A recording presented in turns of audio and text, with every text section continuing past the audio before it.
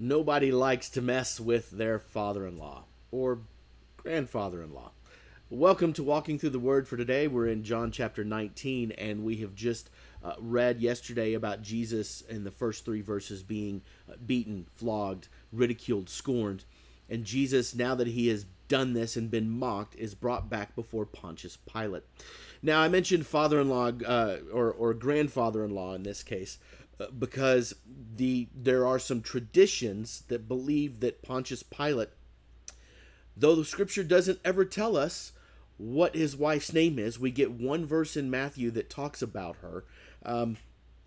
There is tradition that this wife, tradition states Claudia, is the grandfather, the illegitimate grandfather of granddaughter of the Roman Emperor Tiberius.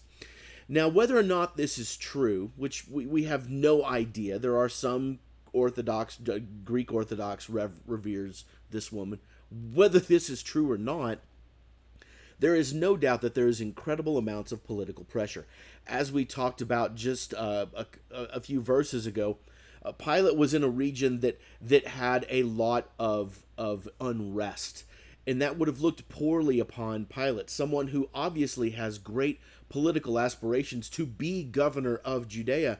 Is to have political aspirations. He's been appointed by the Roman emperor to serve this role for about 10 years. And so Pilate is doing what he can to make sure that his legacy is not tarnished. Let's be very clear. Pilate doesn't care about Jesus at all. He cares nothing for Jesus. He cares about how it's going to look for him. He cares about what this is going to do for him politically. He is worried that Jesus, if Jesus is killed, that his followers will rise up and create difficulty for him.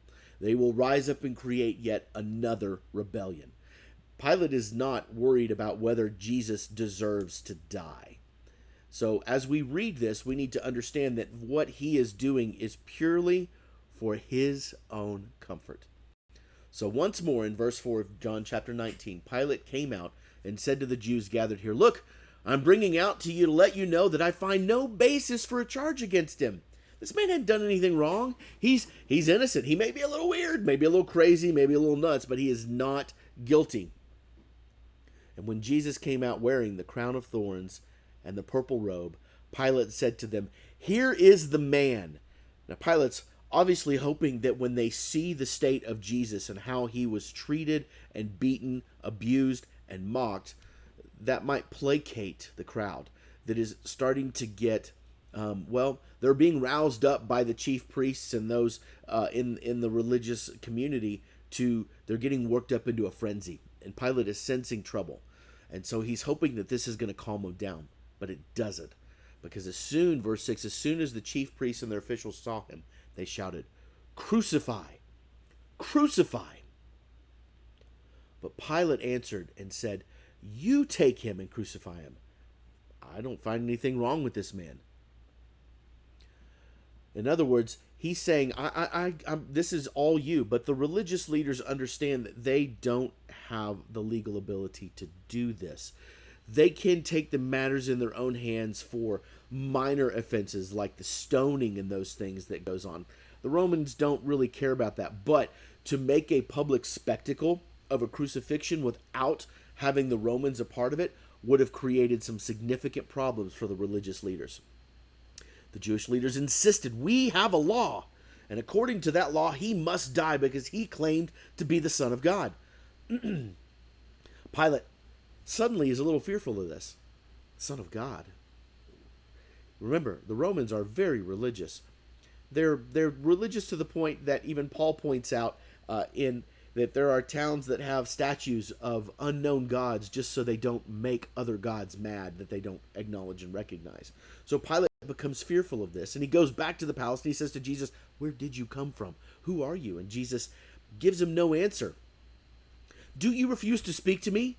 Pilate says, "Don't you realize that I have the power to either free you or to crucify you?" Pilate doesn't understand really what's going on, but Jesus says, "You would have no power over me if it were not given to you from above." In other words, God is allowing this to happen. You are not the one that decides whether I am guilty. And Jesus gives him a little bit of what Pilate sees as a window when he says, "Therefore, the one who handed me over to you is guilty of a greater sin." Pilate hears this and goes, "Oh, whew, okay, I'm off the hook." It's not what Jesus said. Greater sin. Be sure what Pilate's about to do is very much a sin. It is very much wrong, and he is very much judged as a result of what he has done. Even his symbolic washing of his hands that he's going to do has nothing to placate, nothing to wash away or get rid of the wrath and judgment that he still has to face. Pilate gives in to the political pressure. From then on, Pilate tried to set Jesus free, but the Jewish leaders kept shouting. We'll continue this conversation tomorrow.